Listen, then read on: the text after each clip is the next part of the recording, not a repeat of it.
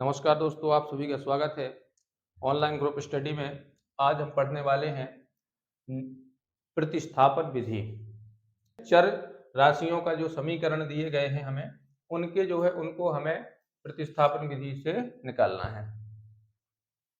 ठीक है, सबसे पहले दिया है निम्नलिखित क्वेश्चन दिया है आपका कि निम्नलिखित समीकरणों को प्रतिस्थापन विधि से हल करें। इस टाइप का आपको क्वेश्चन आएगा कि निम्नलिखित समीकरणों को प्रतिस्थापन विधि से हल करें। जो आपका प्रतिस्थापन विधि विलोपन विधि है और ग्राफीय विधि हर साल पूछा जाने वाला क्वेश्चन है। जो है या तो विलोपन विधि आएगी या फिर प्रतिस्थापन विधि या फिर आपकी जो है ग्राफीय विधि। इनमें से कोई ना कोई एक विधि जरूर आती है आपके बोर्ड एग्जाम में। ठीक है, तो आज हमें जो पढ़ना है निम्नलिखित समीकरणों को प्रतिस्थापन विधि से हल करें। प्रतिस्थापन विधि को पढ़ना है। ठीक है, विलोपन विधि जो है मैं पिछली वीडियो में पढ़ा चुका हूं। यदि आपको देखना है तो डिस्क्रिप्शन में इसकी लिंक दे देता हूं।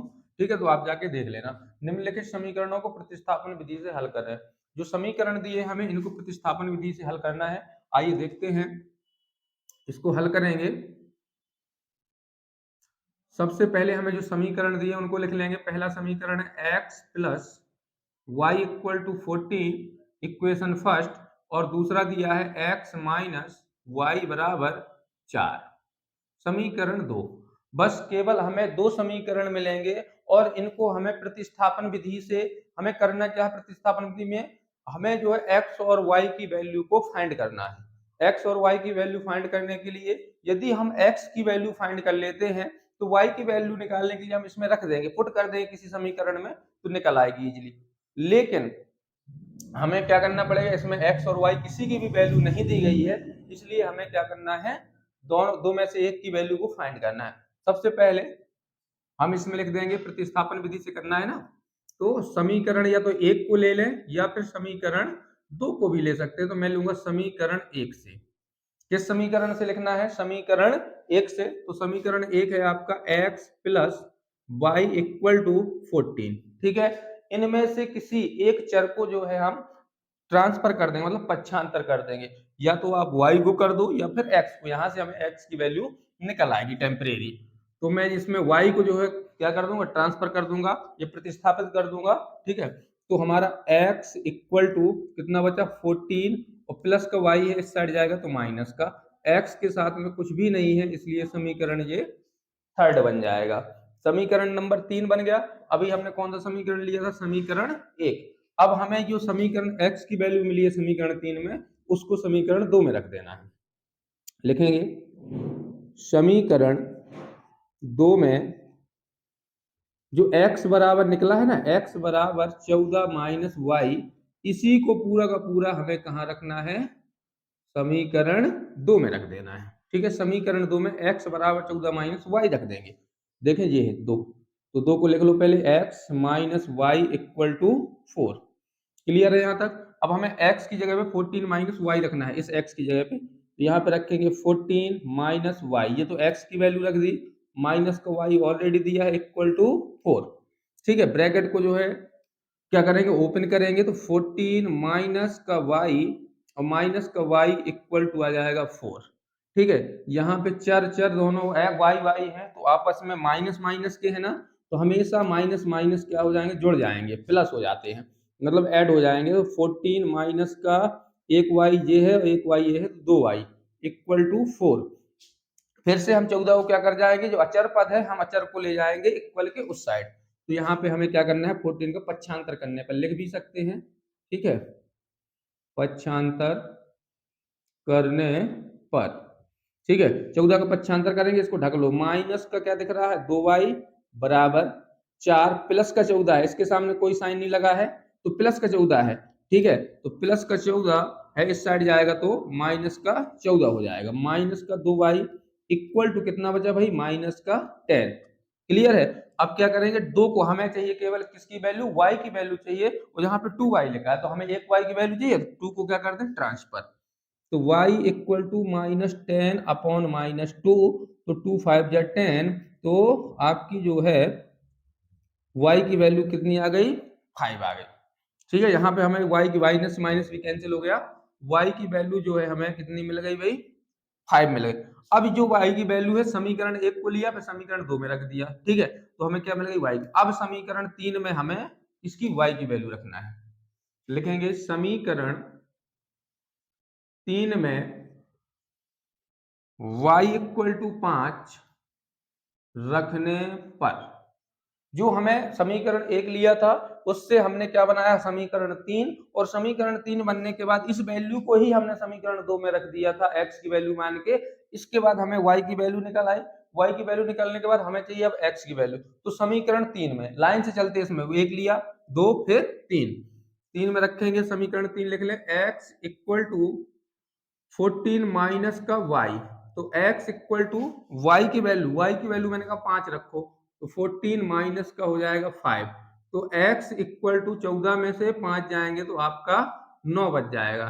लिख सकते हैं अतः अभीष्ट अभीष्ट अतः अभीष्ट हल, अभीष्ट मीन्स होता है आपके द्वारा चाहा गया उत्तर, अभीष्ट हल x इक्वल टू 9 और आपका y इक्वल टू 5। इस टाइप से जो है आपको प्रतिस्थापन विधि को जो है सॉल्व करना है। क्लियर है?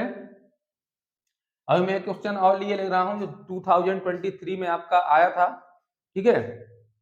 नंबर सेकंड आपके सामने है, दो संख्याओं का अंतर 26 है, मतलब दो नंबर्स का जो अंतर है डिफरेंस है, ठीक है, वो कितना 26 है, और एक संख्या दूसरी संख्या की 3 गुना है, उन्हें हल कीजिए, ठीक है। ये आपका जो है क्वेश्चन 2023 एमपी बोर्ड में पूछा जा चुका है क्वेश्चन, ठीक है। इस प्रकार के क्वेश्चन जो है पूछ लेते हैं कभी कभार, डायरेक्टली जो है आपको क्या नहीं देंगे, इक्वेशन नहीं देंगे, इक्वेशन बनाना पड़ेगा, ठीक है। पिछली बार जो है इसी क्वेश्चन को पूछा गया था। चलिए इसको सॉल्व करते हैं, इसको जो है हल करेंगे। सबसे पहले इस प्रकार के क्वेश्चंस में सबसे पहले हमें जो है जो क्वेश्चन दिया है उसको बहुत अच्छे से पढ़ना पड़ता है। दो संख्याओं का अंतर 26 है, अब हमें दो संख्याएं पता ही नहीं है कौन सी हैं, तो हम मान लेंगे, माना पहली संख्या x तथा दूसरी संख्या y है। मैंने मान लिया, उसने कहा दो संख्याओं का अंतर कितना 26 है, मैंने कहा कि पहली संख्या x है और दूसरी संख्या y है। यदि पहली x है और दूसरी y है तो मैं कहूंगा इसमें कि क्योंकि y जो है वो क्या है, बड़ा है x से, y जो है मेरा वो क्या है, x से बड़ा है, इसलिए प्रश्नानुसार प्रश्न के अनुसार जो प्रश्न कहेगा उसी के अनुसार उसने कहा है कि दो संख्याओं का अंतर 26 है, तो भैया कोई भी दो संख्याएं हो सकती हैं, तो मैं कहूंगा यहाँ पे x माइनस वाई नहीं, y माइनस एक्स। क्यों? क्योंकि बड़ा नंबर पहले फिर उसके बाद जो है x को लिखेंगे, y minus x equal to 26, equation हो जाएगा हमारा फर्स्ट। क्योंकि उसने कहा है दो संख्याओं का अंतर, समझना यहीं पे है कि दो संख्याओं का अंतर 26 है और दो संख्याओं का अंतर कितना है, 26 है, इक्वेशन फर्स्ट बन गया। अब यहाँ के बाद फिर पढ़ेंगे, एक संख्या दूसरी संख्या की 3 गुनी है। कोई जो एक संख्या है, कोई भी एक संख्या, मतलब कि एक संख्या क्या है, y है, वो दूसरे नंबर की कितनी है, 3 गुनी है, इतना था।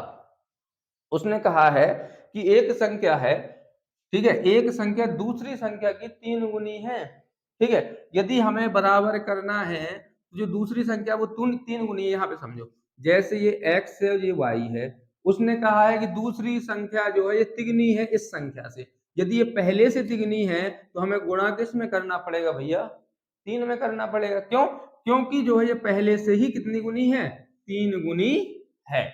इतनी बात क्लियर है।